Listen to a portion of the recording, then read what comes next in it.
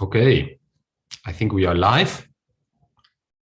So welcome everyone to the, well, maybe fifth, I don't know, Future Scientist webinar.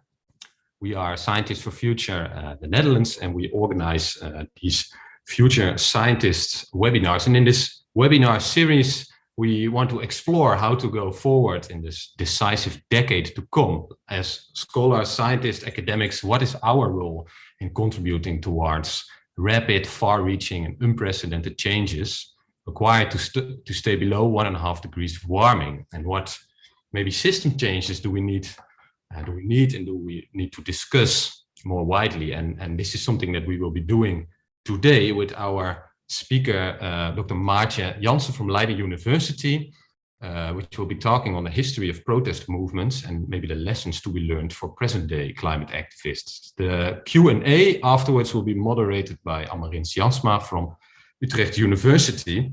And well, before I start announcing Maartje a bit more in depth, I would like to invite you all to go to menti.com and put in the code 33726129. I think that's it. Should be posted also in the comments, the YouTube comments. So have a look. Please go to the website and there we ask you a question, and I will actually share my screen. And then we can look at the question and the results popping in. Okay, so I think you should be viewing my screen now. So the question is, I consider myself part of a community, I consider myself part of a social movement, and I consider myself an activist. Now, we are very interested to see what you are answering here. While this is coming in, so I hope you see my screen. Please fill in the question. We will use the same Mentimeter for the Q&A later. So please have a look. I will vote myself also in this moment. Let's have a look. I am maybe part of a social movement. Yeah, I would agree that I'm an activist. Okay, submit. Yes, we see the answers popping in. So a bit more about our speaker today, Maartje Janse. So Maartje is an associate professor of Dutch history at the Institute for History at Leiden University, specialized in the field of political culture, especially in the long 19th century, and has published extensively on popular participation in politics, social movements, and protest repertoires. And today, she will be discussing what climate activists in the present day can learn from activists that went before them, and drawing on examples of a wide range of movements, including anti-slavery movement. We will see what are the differences, what are maybe things that are the same in the present day and in the past, and what can we learn from the past. And what I found beautiful, Maartje, in your summary is that you said activism is ultimately a statement of hope and of a stubborn refusal to give up. Now I see a lot of answers. So Maartje, can I invite you to share your screen with us and maybe respond to what we are seeing in the presentation, in the Mentimeter results. Hi there, Arthur. Thank you for the introduction. It's interesting. What we see here is that, well, I would say most people see themselves as part of a community. Not all see themselves as part of a social movement, but most, at least the number of people who see themselves as activists is pretty close to those identifying as part of a social movement. So not a lot of passive participants of social movements here, I would say. A lot of people, actively involved in them. And I think that's what we need. Yes. Okay, I will stop sharing this. Yeah, and then I will invite you to start your presentation. So Maartje, the floor is yours. Thank you so much. I hope my presentation is visible like this. I guess so. Thanks all. Welcome. I'm happy you take some time out of your day to listen to what I'm trying to say about, what can we learn from social movements from the past when it comes to climate activism. And I really wish I could be of real use here. I wish that I could offer you a handbook of tactics that have historically proven to work and that are foolproof and will, lead us to containing the climate crisis that we face. but I'm a cultural historian, and that type of thing is not what I study. There are social scientists actually who claim that this or that social movement strategy is more successful than others, but I'm not in that business. And to be honest, the studying of the history of social movements and protests, as I've done for the past decades, is mostly witnessing failed attempts and infighting and disillusionment, sometimes victories, but even then it's not always clear if and to what extent actually the activism can take credit for that. And even if it's clear that the activists can take credit for some victory or other, it's never entirely clear what strategy it was exactly that did the trick. So it's really hard to link successes in social movements to activism directly. But based on my knowledge of the history of social movements and protests, I mainly want to talk with you today about the power of immediateism and the power of imagination, two concepts that we will be discussing today. And I will be discussing several case studies. I just wanted to mention them at the beginning. Anti-slavery movement, 19th century movement, that is, as well as the Temperance Movement. And both of those you can read more about in my book, The Afschaffers, I put up here. Then also I want to discuss a little bit the interesting action group, Stop the Kindermore of the 1970s, as well as another 19th century example, the Irish Catholic Association. So that's some of the issues, some of the themes and case studies that will come by today. First, the notion of immediateism. In the book that many of you will know, Common Sense for the 21st Century, Roger Hallam, who co-founded Extinction Rebellion in 2018, proposes a rebellion, a political revolution, as an alternative to what he calls reformism, which is aimed, he says, at the gradual progression of a cause. There is a major revolutionary potential, he claims, and a rebellion is, to many people, probably even more credible and more exciting than aiming at gradual reform, as generations before us have tried to do for a long time. And this attempt to escape the dominant practice of gradualist reform is by no means new. Perhaps the best known and most important example of this can be found in the campaign to end slavery. In 1824, a highly influential pamphlet was published in London titled Immediate, Not Gradual Abolition of Slavery. It was anonymously published, but soon it turned out that it had been written by Elizabeth Herrick, pictured here. She was a Quaker and anti-slavery activist from Leicester. In this pamphlet, which is still very much worth a read, she chides the anti-slavery society, the old male anti-slavery society, for its openness to accommodation and conciliation and its naive trust in change through parliament. Slavery, she says, is a monstrous sin that should die this moment. Immediate action is imperative. Every man and woman in Britain carry guilt for the ongoing existence of slavery. And seen from the perspective of religious and moral duty, a new strategy was needed, one that was not based on the political process, but one that would apply pressure from without in new forms from new groups. Her calls for a holy war against slavery, enlisting women as well as men, with a boycott of slave produce as one of its core activities, offered a radical alternative to existing abolitionism. And especially her explicit denunciation of gradualism and forceful defense of immediateism in the fight against slavery had an enormous impact on abolitionism around the world. She succeeded in conveying that sense of urgency every day that gradualists lost in contemplating the best way to eventually abolish slavery. More people were tortured and killed because of the cruel nature of plantation slavery. It was no coincidence that women were among the first to embrace the slogan of immediateism. Men participated in politics and had learned how to play that game of politics. According to men, Herrick sneered, to demand immediate emancipation would, we are told, be most impolitic, for it would never be granted, and by striving to obtain too much, you would lose all. That's what the men would say, right? You must go cautiously and gradually to work. But as a political outsider, she had lost her patience with this strategy. Most of the women's anti-slavery organizations in England in the late 1820s explicitly followed Herrick's immediatism and rejected gradualism of male abolitionists. And this radical anti-slavery position of immediatism, interestingly enough, in Britain and in the United States and in several other countries, proved to be capable of mobilizing more people for the cause than ever before, in organizations and petitions and funds raised, publications, etc. And the interesting thing, I think, here for us as well, was that these were, for the most part, political outsiders, people who did not have the right to vote, women, but also Black abolitionists, people from the countryside, people who usually were not so very active in political issues. And also people who perhaps claimed they didn't really understand the political process.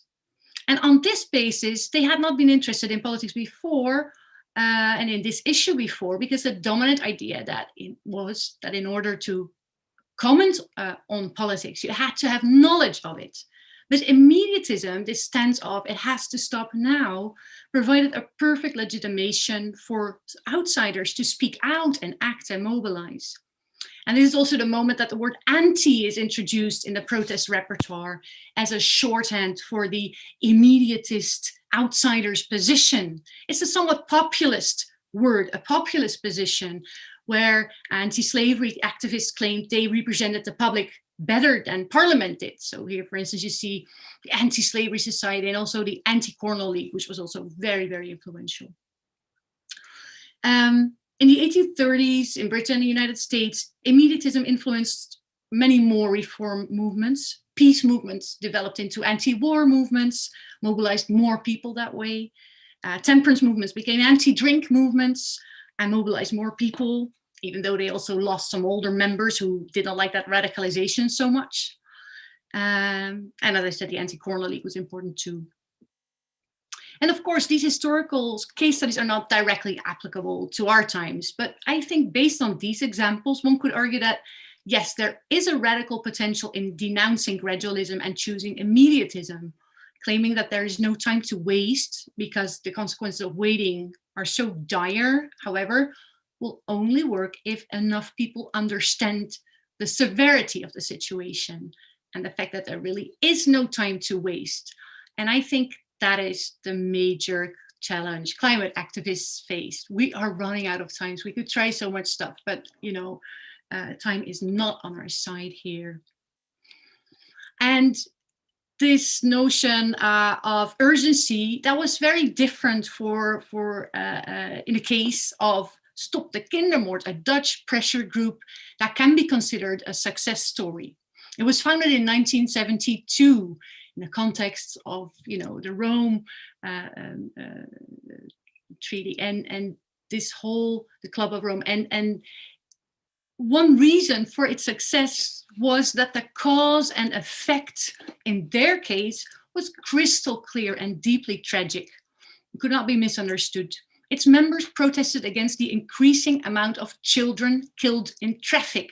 400 children a year were killed in the Netherlands in the early 1970s due to the steep increase in car traffic.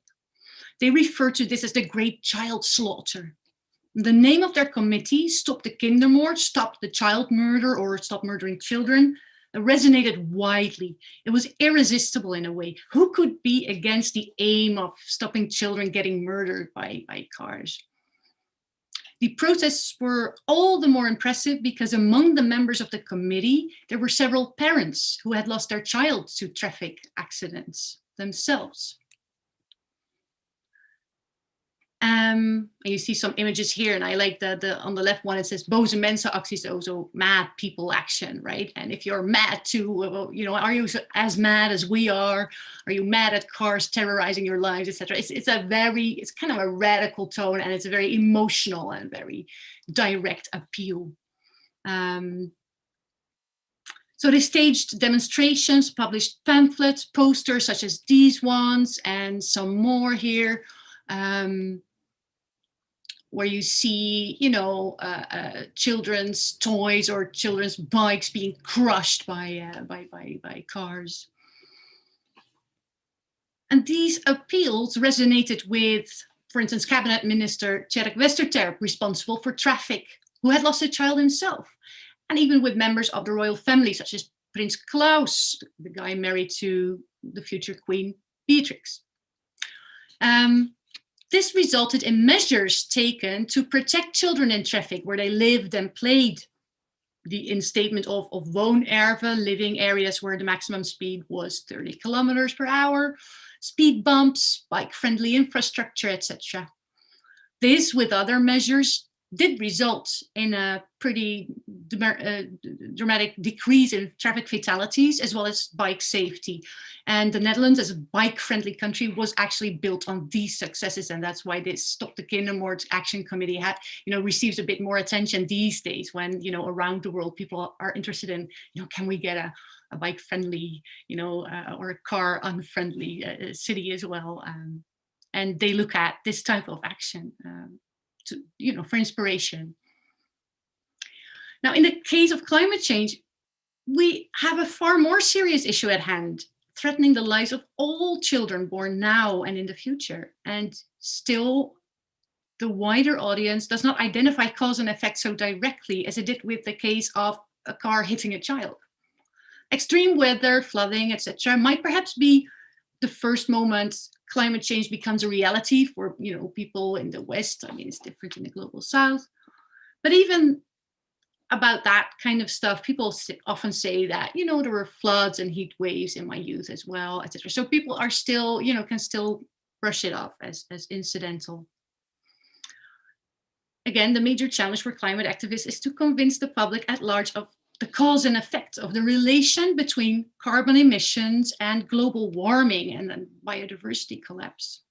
This is difficult and comparable again to the difficult that we face in this pandemic. We take measures but still have problems. So don't the measures work? Or people have a hard time understanding how action that we take, what kind of effects that has, because it's more complex than if there's no car, the child is still alive, right?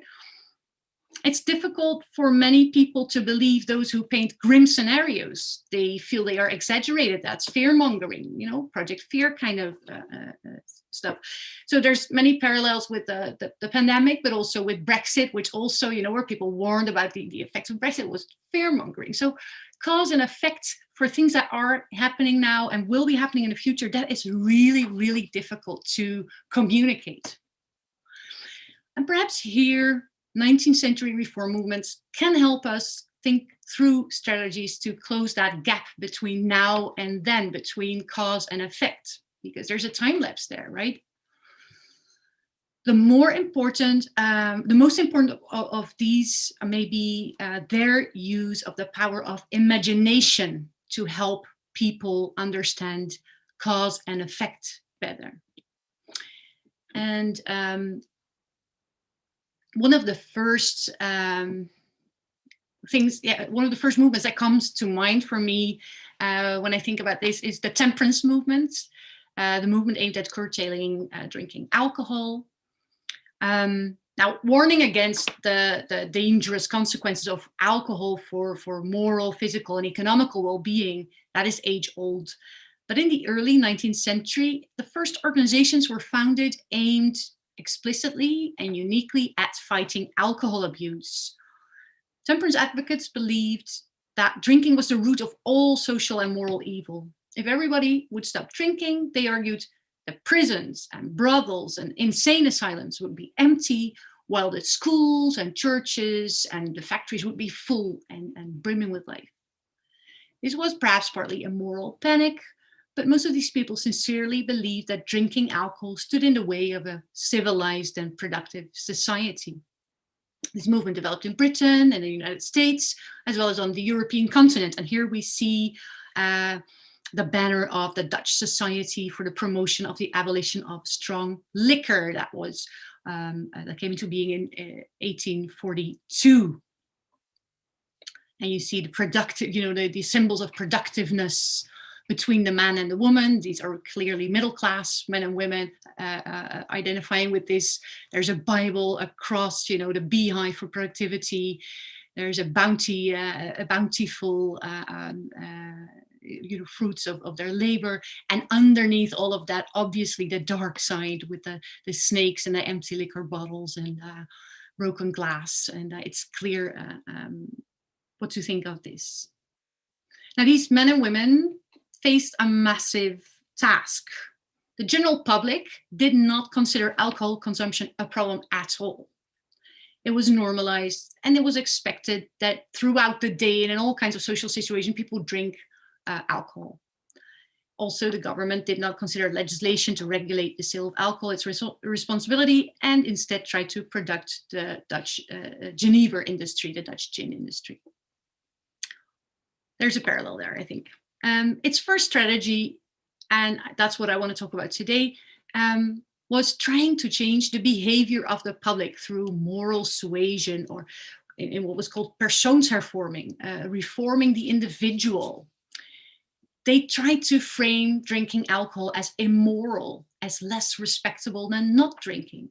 They tried to create, some sort of shame around drinking, resembling maybe what we call here vliegschaamte. So, it's a bit, how can we make, going on lots of flights, flying planes a lot, how can we create a little bit of public embarrassment about that? How can we make that less normal? That kind of parallel, I think you're thinking about here.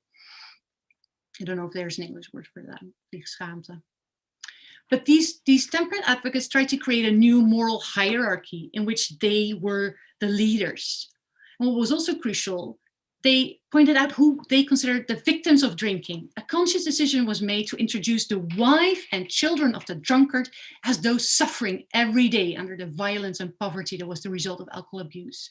Stories about families in decline, falling prey to poverty, disease, criminal behavior, prostitution, insanity, and murder. All these type of stories were published widely. All of this because, it obviously started with that one little drink that they thought could never, could do no wrong. But these are all kinds of stories that try to bridge that gap between cause and effect, right? Try to tell a story of what happens if you drink. And these are humanitarian narratives, as Thomas Lacour has named them, extremely powerful narratives to make people feel responsible for the suffering of others and make them take action against it. These humanitarian narratives are, offer detailed accounts of the suffering of victims and point out the cause of the suffering, creating a moral imperative to take away that cause of suffering once you know about this. Otherwise, you're responsible partly for that suffering. And perhaps the best known example of humanitarian narrative is Uncle Tom's Cabin, written by Harriet Beecher Stowe in 1852. There's much to criticize in this novel, especially its racial stereotypes, but there's no denying that this novel made a major impact on abolitionism in the United States and in the Netherlands and in many other countries as well.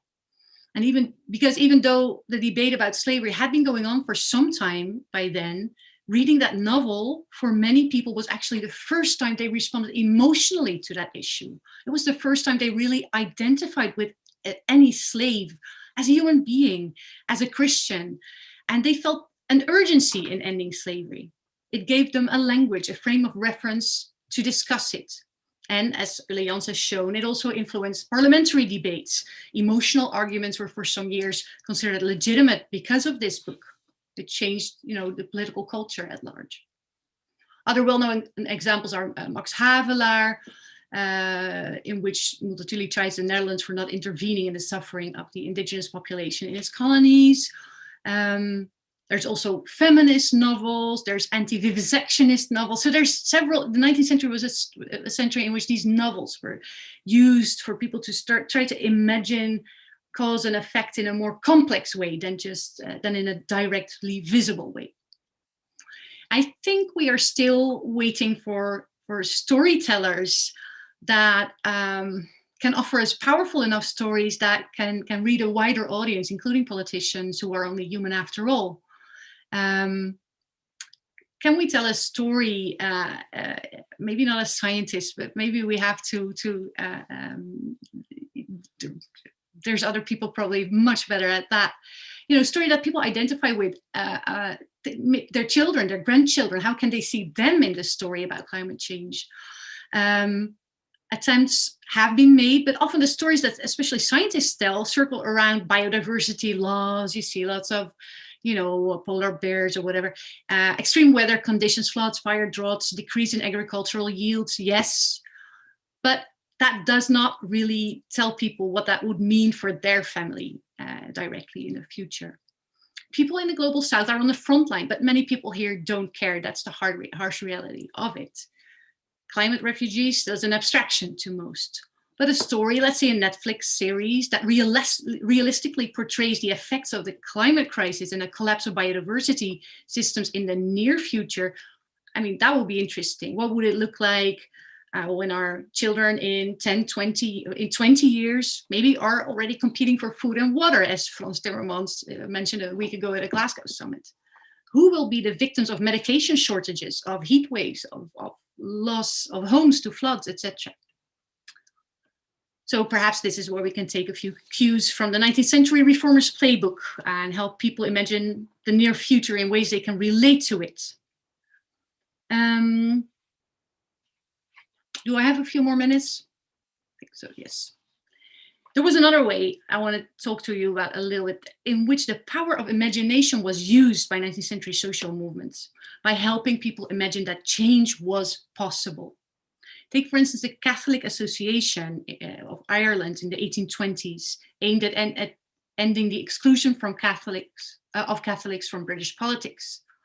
This was perhaps the first organization that was really a mass organization with millions of members. And what I find very interesting is that in their reflections, they talked a lot about this kind of self-fulfilling prophecy of the people starting to believe in their own power, right? Thomas Wise says at some point that after some successes, the people believed themselves capable of everything. It was a great spell. They were soon, in fact, what they believed themselves to be, a new tone of thinking and of acting, etc., etc. So there's this sense of, you know, if you imagine what we could do together, we can really do that. Because people started to believe it, they were mobilized and they wanted to be, you know, part of that. A few concluding remarks. So far, I've been talking mostly about instilling in the wider public a sense of the urgency of the climate crisis. And I'm the first to realize that if we really want to drastically cut carbon emissions, it's the fossil fuel industry and related polluters that we need to control. Their lobby has become so powerful that it might very well push the planet into becoming uninhabitable for mankind.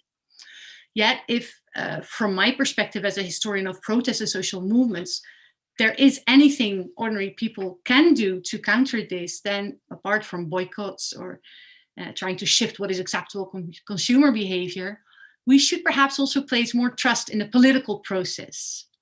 Activists are often people who are disillusioned with parliamentary politics, organizing outside it to create awareness and get things moving. However, in recent years, we have witnessed a development in the other direction too. Some activists have decided that Parliament is, after all, a place they want to wage their battles and where they can potentially be more effective than outside of it. The Partij voor de Dieren, Party for the Animals, for instance, was founded years ago within animal rights circles, has been a surprising success in terms of electoral gains and also in terms of legislation in some ways. Similarly, anti-racist activism inspired the foundation of the party Bijeen, both in the Netherlands, with a modest electoral success of 1 seat in Dutch parliament, but nevertheless, both parties use parliament as a stage to share their ideas with a wider audience, an audience that they did not reach before often. They were ridiculed in the beginning, but are taken more seriously now that people see they offer valuable contributions, new angles. It could well be that Parliament offers opportunities to get the message across in different ways and perhaps work in ways that are legitimizing positions that are now considered very radical. I realize the suggestion might come across as suggestions or for gradualist reform, as if I were a gradualist trying to keep people away from radical reform. That's not really the case. We don't have any time to waste. And yes, Parliament does not really move fast enough. But I think that if the history of social movements teaches us anything, it is that it is smart to try different approaches at the same time, because sometimes these approaches suddenly align and major changes can then be made. There is a danger in a total disillusionment with traditional reform tactics, I think. By using the power of imagination to make people identify with the victims, to instill in them a sense of urgency and a belief that change is possible, I think that change is possible. As Rebecca Solnit helpfully reminds us in Hope in the Dark, we still have that tremendous power of civil society. And yes, there is an element of self-fulfilling prophecy to activism. Granted, it's not always true that if you believe that you can affect change, you will indeed succeed in changing the world. But the opposite, I think, is true. If we give up, we will not succeed. So let's cling to the hope in the dark, perhaps inspired by some of the activists who went before us. Thank you very much for your attention.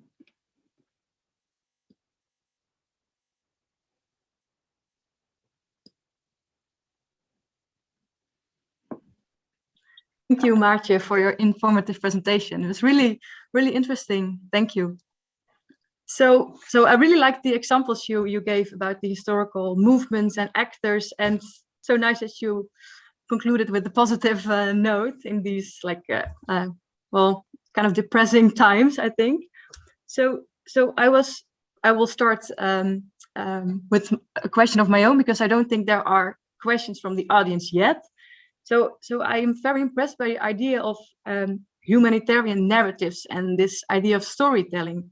So what do you think would be important elements of these narratives to try to convince people of this urgency of climate issues? That's a good one.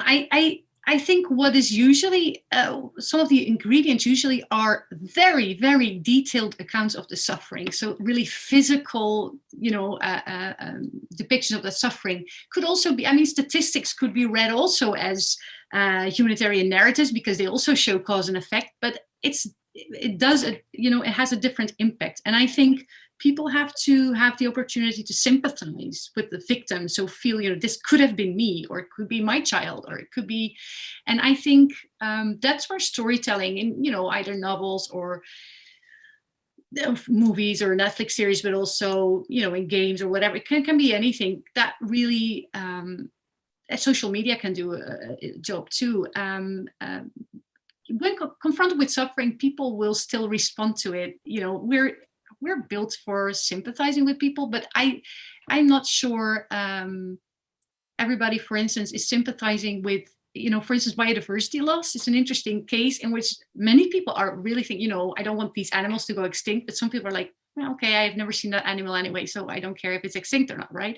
But it will be different if it's about their children or their family, I think. So maybe we have to bring it closer to home and not be afraid of that kind of sentimental notion that, the 19th century was very sentimental in these stories. And sometimes we feel we have to be more factual, but I think this kind of sentimentalism has an enormous power that we should still use. I think it's also important to have a solution, that you show people a way out of this. And that's increasingly difficult because we often don't know, how can we get out of this crisis, but even pointing at some local action that you could take, or trying to influence political debates or voting differently, that kind of stuff can be also part of this.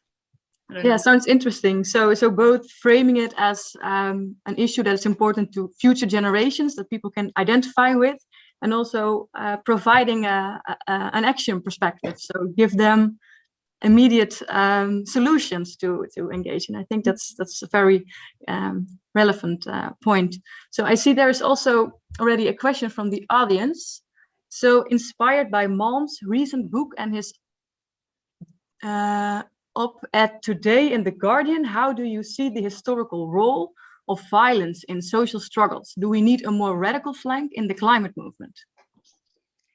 This is an interesting question and a very, very difficult one. I'm not an expert on political violence per se, but what I have seen in my research, especially for instance in the Catholic Association and many other movements, they were peaceful, but they would always there would always be this threat of violence.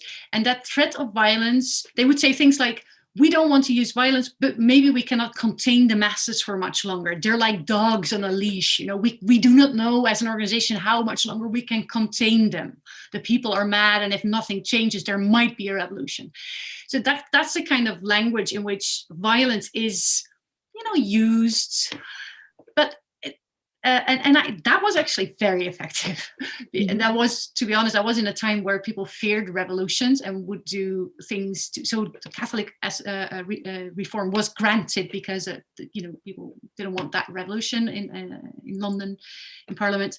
But yeah, do we need? I think so. One thing that I think is interesting is. If you start using violence for a lot of people, the worthiness and whatever, the respectability of a movement, you know, decreases. That's often why people don't do it. But I think to have independent, radical, to have a broad social movement in which some people are more radical than others, you know, I think we have to remain within the law, and political violence is not the answer. But I do see where people become, you know, very desperate and feel that they can only convey that sense of urgency that way.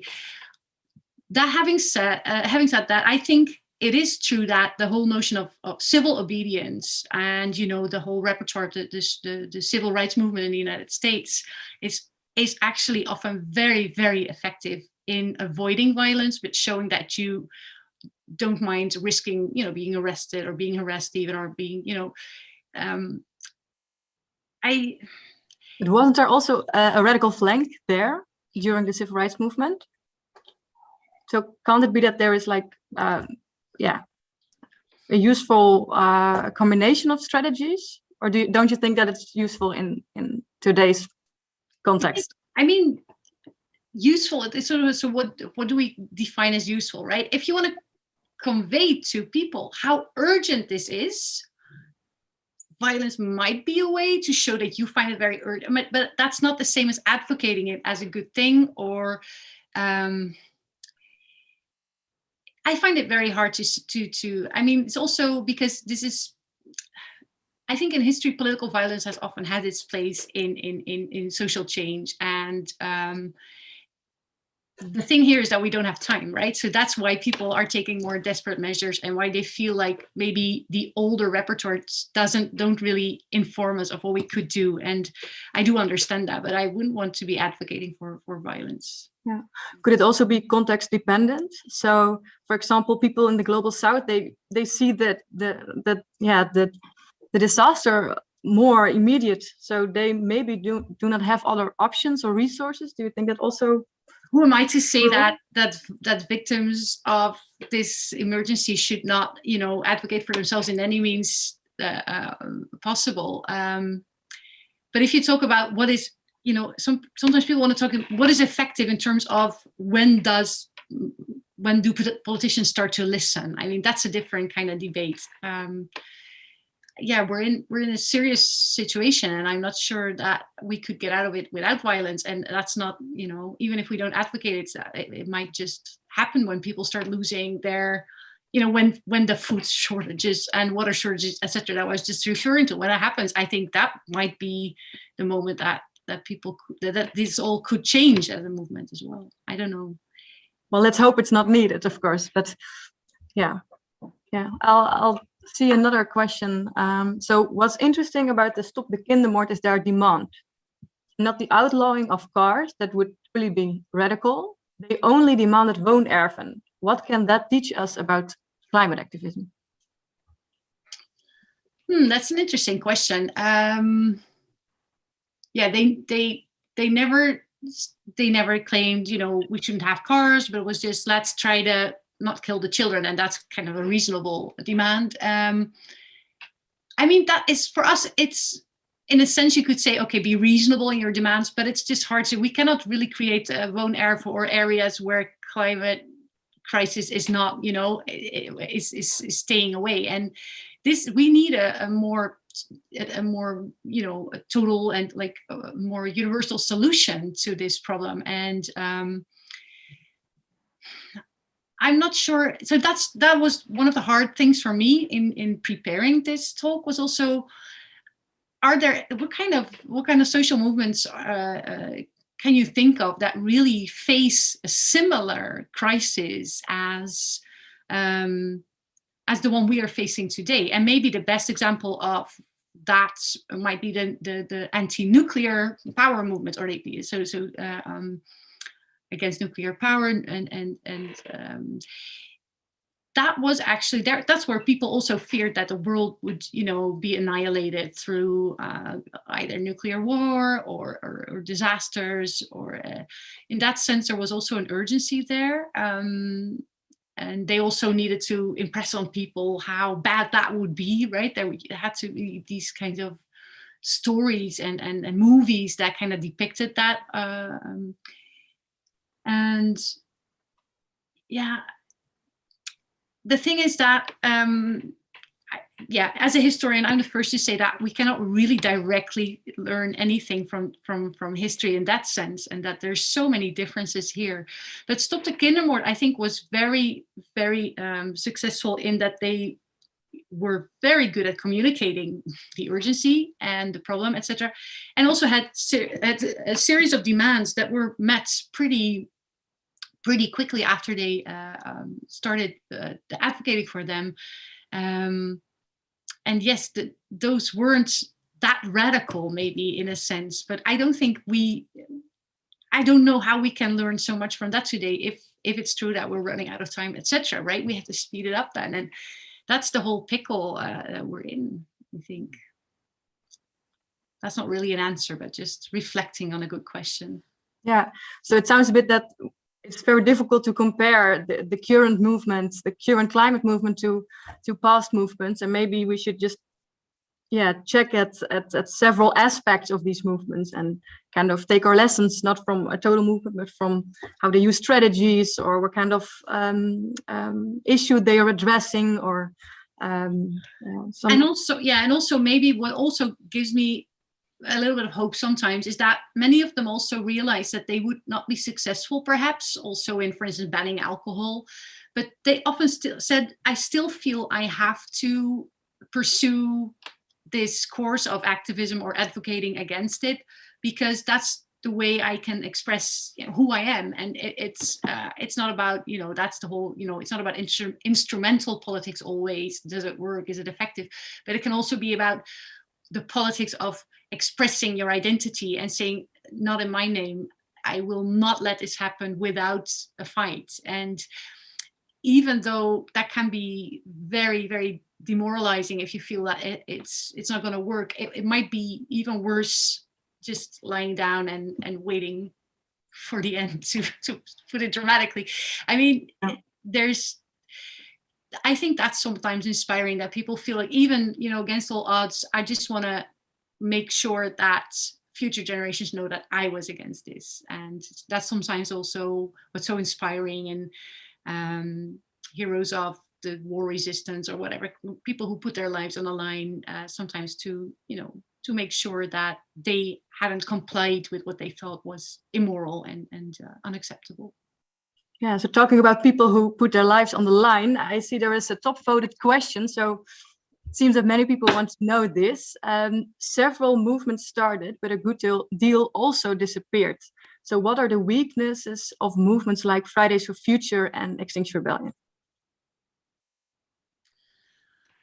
Oh, yeah, I think I'm always intrigued by failed social movements. So I've studied several that haven't been successful and that are often forgotten by now. I think it's almost a miracle if a social movement is successful. And we know that story because we always teach, the stories of the winners. Also in social movements, we also teach the history of the winning social movements. So that's where our perspective sometimes is very skewed of the reality of social movements.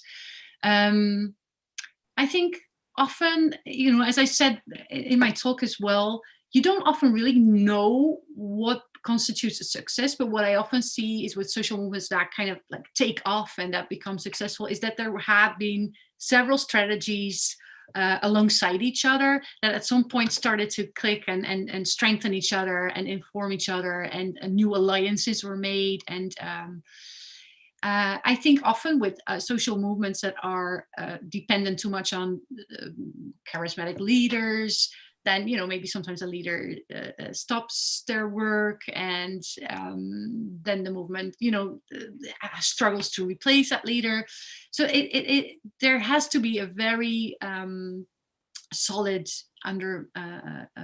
very solid structure, so to say, for a social movement to stay functional and be effective. So if you ask about you were asking about like what are the weaknesses of Fridays for Future and Extinction Rebellion. I don't know if I would identify, I don't know them well enough to give like a very good analysis of that, but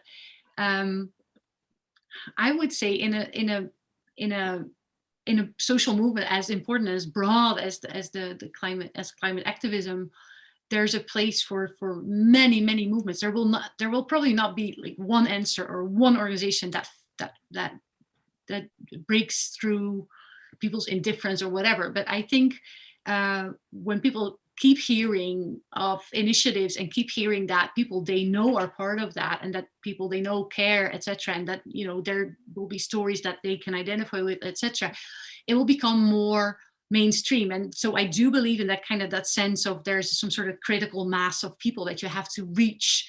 And any of these organizations, some aimed at school children or students, and some aimed more at, you know, other age groups, they all have their place in reaching parts of the community. And I think often people find it so one of the things I find very impressive, and I think that a lot of people find very impressive, are, for instance, initiatives like, you know, Grandparents for Future, or that kind of, you know, where people also mention a generational aspect, and where they say, I'm doing this for my grandchildren. I'd rather be at home, you know, chilling because I'm old, but, you know, I'm kind of like sacrificing my time and maybe getting arrested even because I care. It's that kind of generational notion that people from all walks of life and all parts of society, all cycles of life, care. That's, I think, somehow that's where people can identify with, because a lot of people are grandparents too, you know, and I feel like, am I failing my grandchildren? You know, that's actually, I think, a very effective question.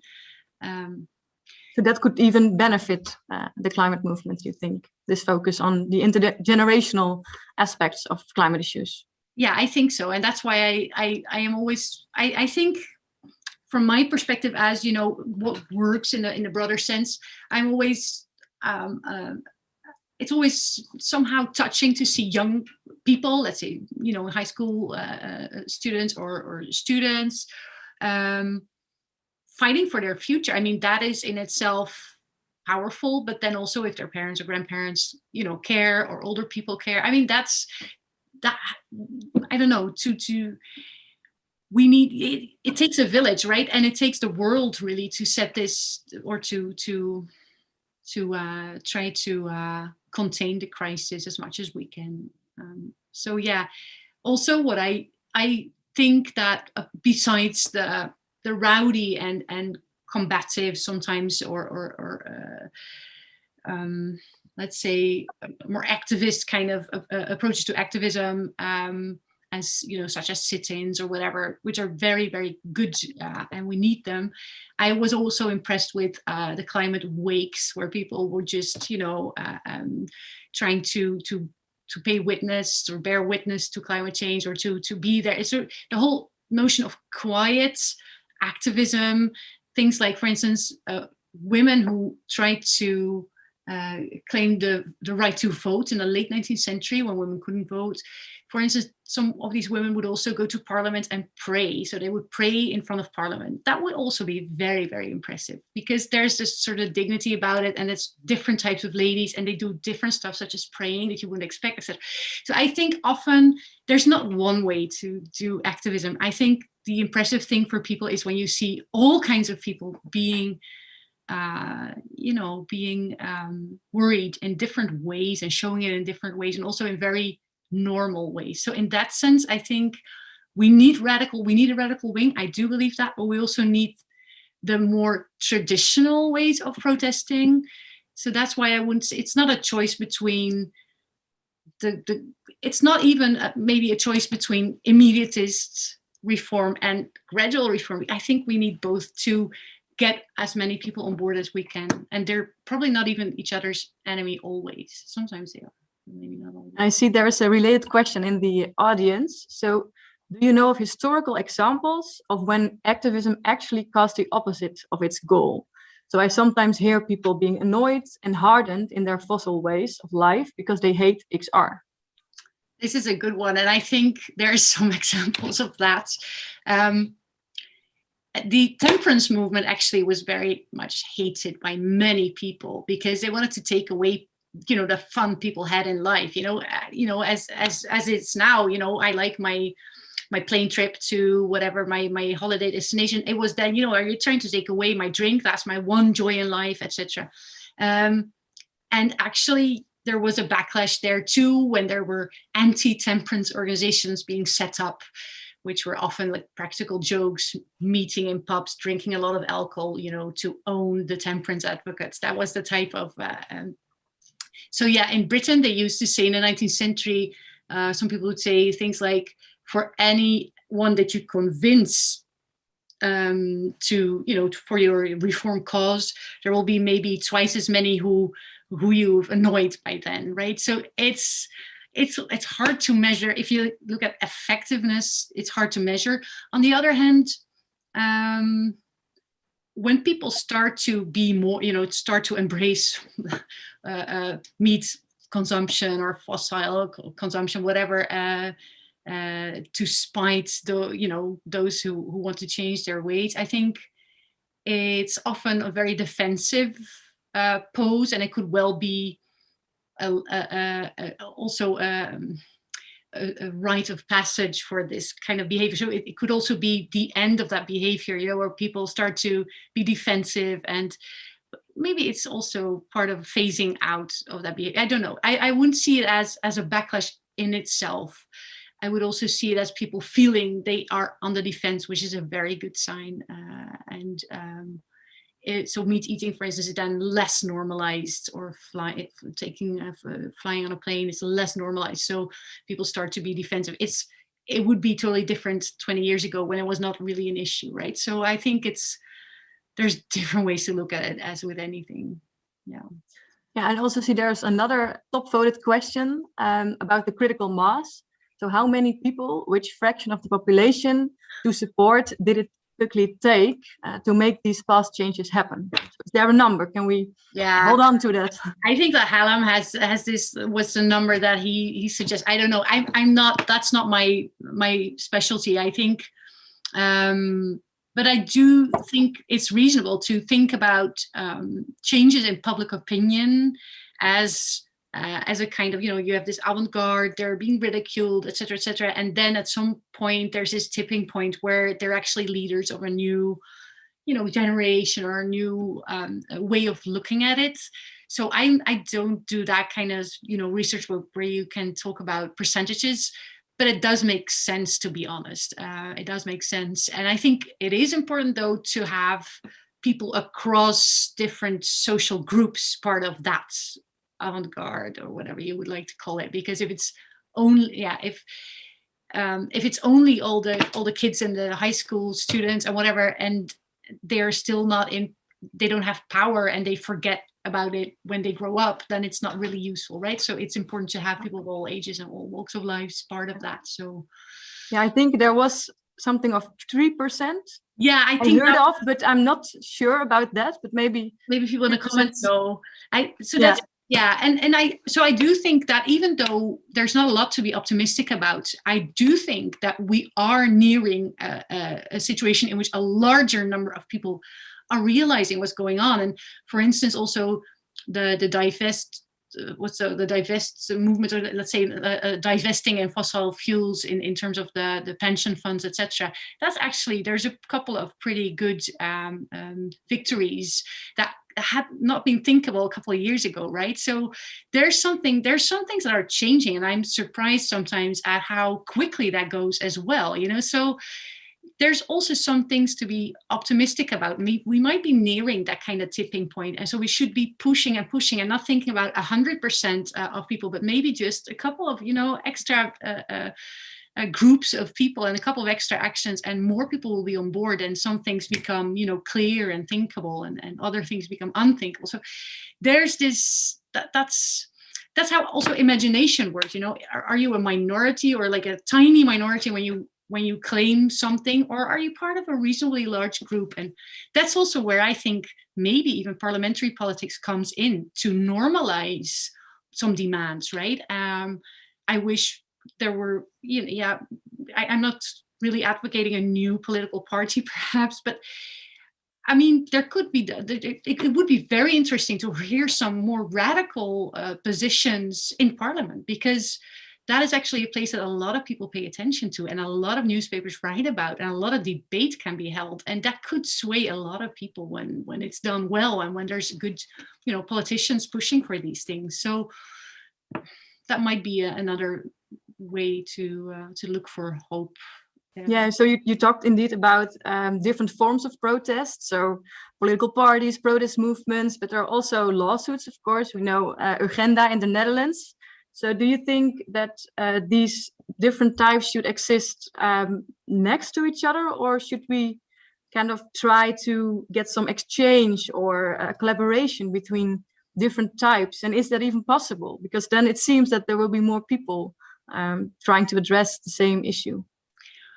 So I think it's a really good thing to have all these things, well, alongside each other, and people participating in several of these things. I think most of us here thinking about this and listening today will be participating in any way, you know, either financially or as a member of, or as an activist in several initiatives. And I think that's good. And also, for instance, the lawsuits, I think have reached a totally new audience of people who find out about some things for the first time, and who think, oh, that's kind of reasonable. There's also people who say, well, the judge should not be talking about that. But on the other hand, there will be several groups of people also who say, well, it's interesting now that the judge has decided that they might have a point, etc. So I think it's good not to find that you need to have an alliance, because every time with large groups of reformers, you try to organize something together, there will be infighting, there will be conflict.